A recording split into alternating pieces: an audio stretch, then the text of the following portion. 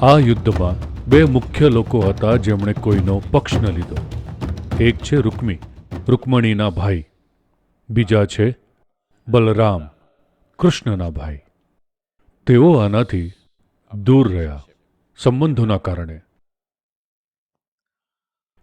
દક્ષિણમાંથી બીજો એક યોદ્ધા રણ મેદાનમાં આવી પહોંચ્યો, જેના ભાથામાં બસ 3 જ તીર હતા.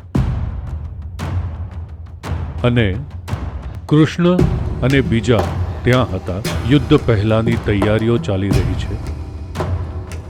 તે આવ્યો અને કહ્યું, લોકોએ તેને પૂછ્યું, તારી પાસે બસ 3 જ તીર કેમ છે?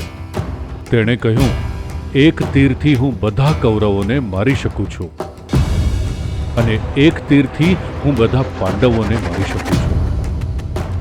એટલે મારા માટે 3 તો ઘણા છે.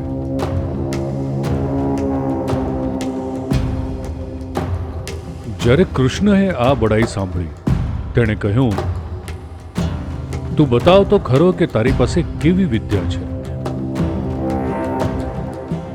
અને તેમણે તેને એક વડનું ઝાડ બતાવ્યું જેના પર હજારો પાંદડા હતા. તેમણે કહ્યું, જોવ તો ખરો કે એક જ તીરથી તું કેટલા પાંદડા વીંધી શકે છે. બર્બરી કે તંત્ર વિદ્યાની શક્તિ સાથે એક જ તીર છોડ્યું. તે તીરે ઝાડના દરેક પાંદડાને વીંધી નાખ્યા અને તે તીર આવીને કૃષ્ણના પગ પાસે ફરવા લાગ્યો, કેમ કે તેમનો પગ એક તૂટેલા પાંદડા ઉપર હતો. તેને વીંધવાની રાહ જોઈ રહ્યું હતું. કૃષ્ણએ કહ્યું, આ તો બહુ જ જબરદસ્ત છે. અને પૂછ્યું, તું કોની બાજુથી લડીશ? કેમ કે કોઈએ તેને પહેલા જોયો ન હતો. તે દક્ષિણમાંથી આવ્યો હતો. તેણે કહ્યું, હું હંમેશા હારવાવાળા પક્ષ તરફથી લડીશ. રોજ હું જોઈ લઈશ. જો કૌરવો હારી રહ્યા હશે તો હું તેમના માટે લડીશ. જો પાંડવો હારી રહ્યા હશે તો હું તેમના માટે લડીશ. જ્યારે પણ મને લાગશે કે કોઈ એક સેના હારી રહી છે તો હું તેમના માટે લડીશ. હવે કૃષ્ણએ આ પરિસ્થિતિ જોઈ કે જો આ વ્યક્તિ સામે પક્ષે હોય તો તમારે જીતવું ન જોઈએ. આવી જ કંઈક ફોર્મ્યુલા બનશે. જો તમે જીતવા લાગો તો આ વ્યક્તિ સામે જઈને જોડાઈ જશે. આ તરફ હશે તો જઈને બીજી બાજુ જોડાશે. એટલે કૃષ્ણએ કહ્યું, શું હું તારી પાસે કંઈક માંગુ તો તું મને તે આપીશ? હું ઈચ્છું છું કે તું એક યોદ્ધાનું માથું કાપીને મને આપે. બાર્બરિકે કહ્યું, તમારા માટે હું તે કરીશ. મને કહો કે તે કોણ છે? કૃષ્ણ તેમના તંબુમાં ગયા. એક અરીસો લઈને બહાર આવ્યા અને તેને બતાવ્યો. બાર્બરિક સમજી ગયો કે તે ફસાઈ ગયો છે, પણ તેણે વચન આપ્યું હતું. આ પહેલા તેણે એક વિનંતી કરી. હા, પણ હું છેક દક્ષિણથી આ યુદ્ધ જોવા માટે આવ્યો છું.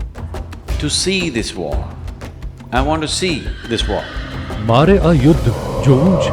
આવડું મોટું યુદ્ધ, મારા જેવો યોદ્ધા, અને હું આ ચૂકવા નથી માંગતો. મારે આ યુદ્ધનો નજારો જોવો છે. એટલે કૃષ્ણએ કહ્યું, તે ઠીક છે, તું તારું માથું કાપી નાખ. હું ધ્યાન રાખીશ કે તારું માથું બધું જોઈ શકે અને બોલી શકે. એટલે તેણે તલવાર લીધી અને પોતાનું જ માથું કાપી નાખ્યું. અને પડતા પહેલા વાળથી પકડીને તે માથું તેણે કૃષ્ણને આપી દીધું.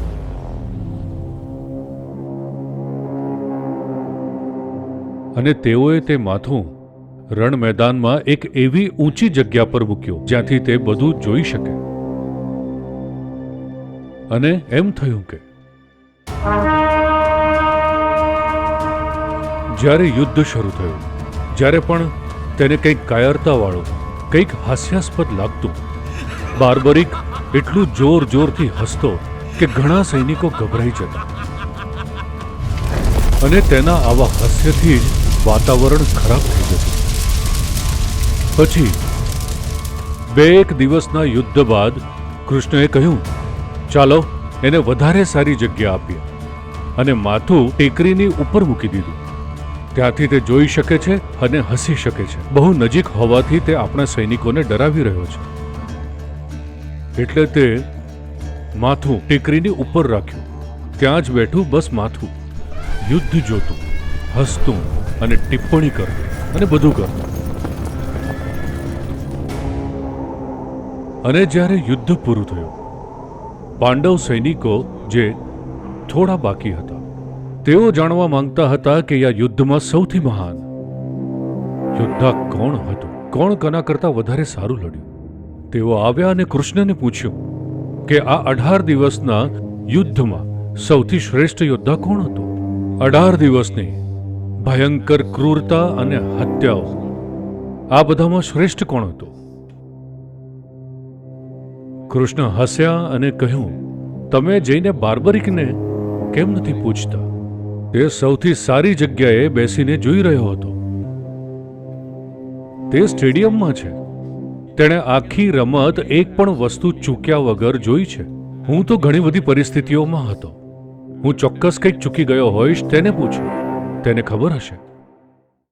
એટલે તેઓ બાર્બરિકના માથા પાસે ગયા, જે ત્યાં ટેકરી પર હતો, અને તેમણે તેને પૂછ્યું, સૌથી મહાન યોદ્ધા કોણ છે? વિજય કોણે પ્રાપ્ત કરી? યુદ્ધનું પરિણામ કોના કારણે આવ્યું?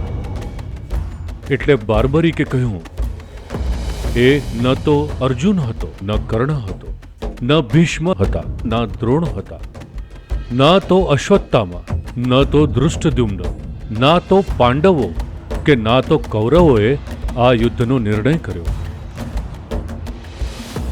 તે તો વિષ્ણુ હતા, એક છલ સ્વરૂપે.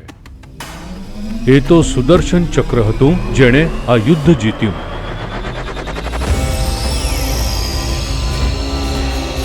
આ જગ્યા પરથી, આ ઊંચી જગ્યાએથી હું કોઈને કોઈ બીજાને મારતા ન જોઈ શક્યો. મેં ફક્ત સુદર્શન ચક્રને બધે જોઈને બધાને મારતા જોયો.